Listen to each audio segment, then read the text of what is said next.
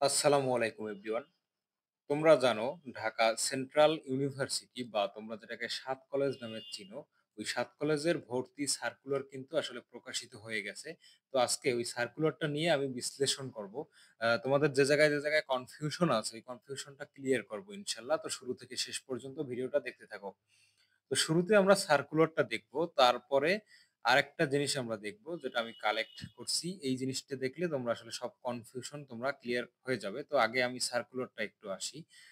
তো সার্কুলারটা আসলে একটু অস্পষ্ট টাইপের, পূর্ণাঙ্গ না। ঠিক আছে, অনেকদিন পর দিল, তাও পূর্ণাঙ্গ মনে হইতেছে না। তো দেখো, শুরুতে দেখো তোমাদের যে প্রশ্নটা থাকে যে ভাই, যারা সাত কলেজে ইতোপূর্বে ঢাকা বিশ্ববিদ্যালয়ের অধীনে আবেদন করছিল, ঠিক আছে, তাদের কি নতুন করে আবেদন করতে হবে? না। এই প্রশ্নটার উত্তর হচ্ছে ভাই না। এই যে দেখো সার্কুলারের লেখাই আছে, যারা ঢাকা বিশ্ববিদ্যালয়ের অধীনে সাত কলেজে 2024-25 শিক্ষাবর্ষে আন্ডার গ্রাজুয়েট প্রোগ্রামে ভর্তির জন্য ইতিমধ্যে আবেদন করেছে, তাদের নতুন করে আবেদন করার প্রয়োজন নেই। আমি কিন্তু মার্ক করে দিছি, তুমি লাইনটা পড়ে নিতে পারো একদম তোমার অফিসিয়াল সার্কুলার থেকে। তো যারা আবেদন করছো ইতিপূর্বে, তাদের নতুন করে আবেদন করার কোনো প্রয়োজন নেই। ওই আবেদন থেকেই তোমরা পরীক্ষা দিতে পারবা। ঠিক আছে? এই যে তারপরে কি লেখা আছে দেখো, তাদের পূর্বের আবেদনেই এই বিশ্ববিদ্যালয়ের ভর্তির আবেদন হিসাবে বিবেচিত হবে। অর্থাৎ তুমি যে আগের সাত কলেজের আন্ডারে, মানে ঢাকা বিশ্ববিদ্যালয়ের আন্ডারে যে সাত কলেজ ছিল, ওইখানে ঢাকা ইউনিভার্সিটির ওয়েবসাইটের মাধ্যমে যে আবেদন করছিলা, ওইটাই এইটার কাজ করে দিবে। ঠিক আছে? নতুন করে আবেদন করার দরকার নাই। আবার যারা মনে করো গুচ্ছে চান্স পেয়ে গেছো, তোমরা সাত কলেজে পড়ালেখা করতে চাও না, তারা আবেদন করে রাখছিলে। তো গুচ্ছের তো সাবজেক্ট আগেই দিয়ে দিয়েছে, ৫টা মেরিট অলরেডি দিয়ে দিল। তো তোমাদের যদি ইচ্ছে থাকে যে তোমরা পরীক্ষা দিবা না, তো তোমরা কিন্তু জমাকৃত যে টাকাটা দিয়েছিলে, অর্থাৎ যে ৮০০ টাকা দিয়ে তোমরা আবেদন করছিলা, সেই টাকাটা কিন্তু তোমরা ফেরত পেতে পারবা। ঠিক আছে? তো ওই প্রক্রিয়া, প্রসেসটা কি সেটা পরে জানানো হবে বিস্তারিতভাবে।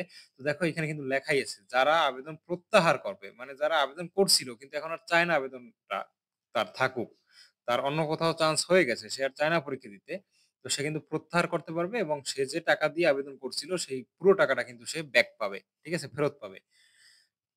তারপরে দেখো, যারা নতুন করে আবেদন করবা, ঠিক আছে, তারা কিন্তু ৩ তারিখ থেকে, ৩ তারিখ ১২টা থেকে ১০ তারিখ পর্যন্ত, অর্থাৎ আগস্ট মাসের ৩ তারিখ থেকে তুমি ১০ তারিখ পর্যন্ত রাত ১১টা ৫৯ মিনিট পর্যন্ত কিন্তু আবেদনের সুযোগ পাবা নতুন ভাবে। যারা ভাই গুচ্ছেও চান্স পাও নাই, কিন্তু সাত কলেজে আগে আবেদন করো না, এই কারণে মন খারাপ ছিল যে ভাই আমি এখন কোথায় কোথায় পড়বো, তো তোমাদের কিন্তু সামনে নতুন একটা দিক উন্মোচিত হয়েছে যে ভাই, তুমি আবেদন যদি সাত কলেজে না কইরেও থাকো, নতুন করে কিন্তু আবেদনের সুযোগ আছে। ঠিক আছে? তো তোমরা যারা আবেদন করো নাই এবং গুচ্ছেও কোথাও তোমরা চান্স পাও নাই, তো দ্রুত তোমরা আবেদন করে ফেলো। ঠিক আছে? তো তোমাদের জন্য কিন্তু এটা একটা বড় সুযোগ। তারপরে এই যে দেখো, আবেদন ফি হচ্ছে ৮০০ টাকা। ঠিক আছে? ৮০০ টাকার মাধ্যমে তুমি আবেদন করতে পারবা। টাকাটা তুমি অনলাইনেও পেমেন্ট করতে পারবা বা ব্যাংকের মাধ্যমেও পেমেন্ট করতে পারবা। তো তোমরা অনলাইনেই পেমেন্ট করে দিও। ব্যাংকে অত ঝামেলা নেওয়ার দরকার নেই।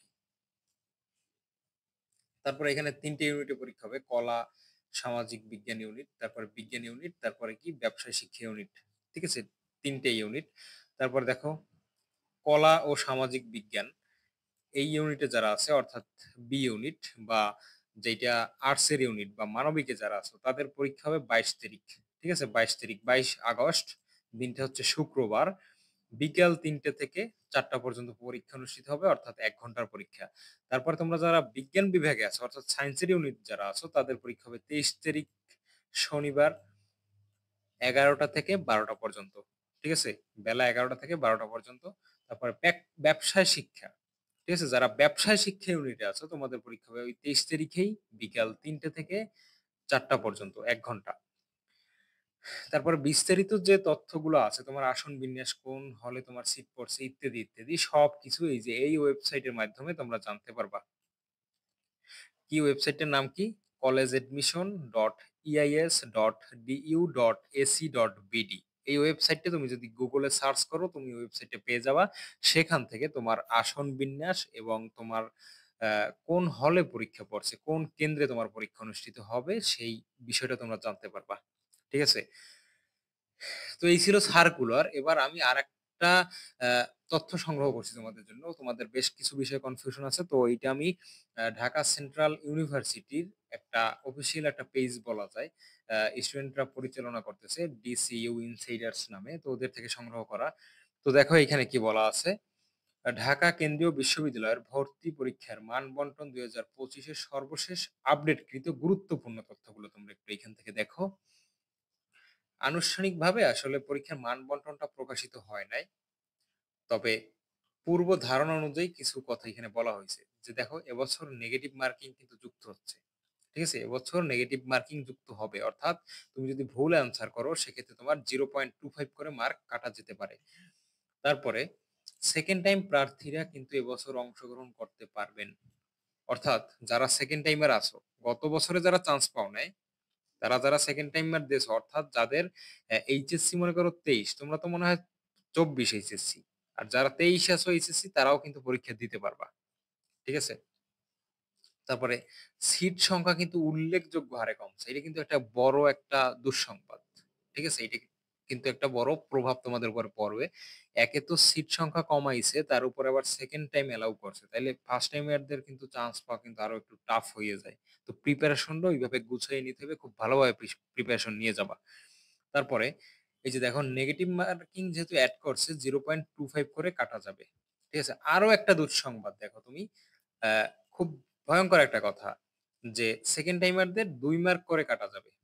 ঠিক আছে? সেকেন্ড টাইমার যারা আছো তাদের কিন্তু ২ মার্ক নাই আগে থেকেই। পরীক্ষায় বসার আগেই কি ২ মার্ক কিন্তু তোমাদের নাই। মেডিকেলে যেমন ৩ মার্ক কাটে, ঢাকা সেন্ট্রাল ইউনিভার্সিটিতেও যদি তুমি সেকেন্ড টাইমার হও তোমার কিন্তু আগে থেকেই ২ মার্ক কেটে নিয়ে যাবে। তারপর আবেদন ফি ৳৮০০ এটা তো আমি আগেই বলছি। তারপর দেখো আবেদন শুরু ৩ আগস্ট। তারপর আবেদনের শেষ সময়সীমা হচ্ছে ১০ আগস্ট ২০২৫ রাত ১১:৫৯ পর্যন্ত। তো তোমরা আগেই আবেদন করে ফেলো। তারপরে ভর্তি পরীক্ষা এইসব বিষয় কিন্তু আমি আগেই আলোচনা করে দিছি। ঠিক আছে? তো যেই সার্কুলারটা প্রকাশ করছে জাস্ট একটা খসড়া সার্কুলার। এটা কিন্তু আসলে স্টুডেন্টদের আবেদনের চাপে বা কথা উঠছে এই বিষয় নিয়ে যে এখনো কেন সার্কুলার প্রকাশিত করে না। তো আমার মনে হয় একটা দায়সারা টাইপের সার্কুলার দিছে। এইখানে কিন্তু তেমন কিছুই বলা নাই। জাস্ট আবেদন কত এই সেই এইগুলোই বলা আছে। বিস্তারিতভাবে কিন্তু কোনো কিছু বলা নাই। সামনে আশা করি বিস্তারিতভাবে আরো একটা সার্কুলার দিয়ে দিবে। তো যাই হোক, আমি যে আলোচনা করছি তোমাদের মনে যে প্রশ্নগুলো ছিল ইনশাআল্লাহ অধিকাংশই তোমরা ডাউট তোমাদের সলভ হয়ে গেছে। তো তোমরা আ এখনো যদি কোনো কনফিউশন এর ভিতরে থাকো অবশ্যই আমার কমেন্ট বক্সে জানাই দিবা। ঠিক আছে? কমেন্ট বক্সে জানাইলে আমি তোমাদের ওইটা রিপ্লাই এর মাধ্যমে তোমার ওই কনফিউশনটা দূর করে দেব ইনশাআল্লাহ। তো এই ছিল আজকের ভিডিও। তো নেক্সট কোন বিষয়ে তুমি ভিডিও চাও আমার কমেন্ট বক্সে বলে যাও। ইনশাআল্লাহ তোমাদের সাথে সামনে আরো একটা ভিডিওতে দেখা হবে। তো সেই পর্যন্ত সবাই ভালো থাকো, সুস্থ থাকো। আল্লাহ হাফিজ।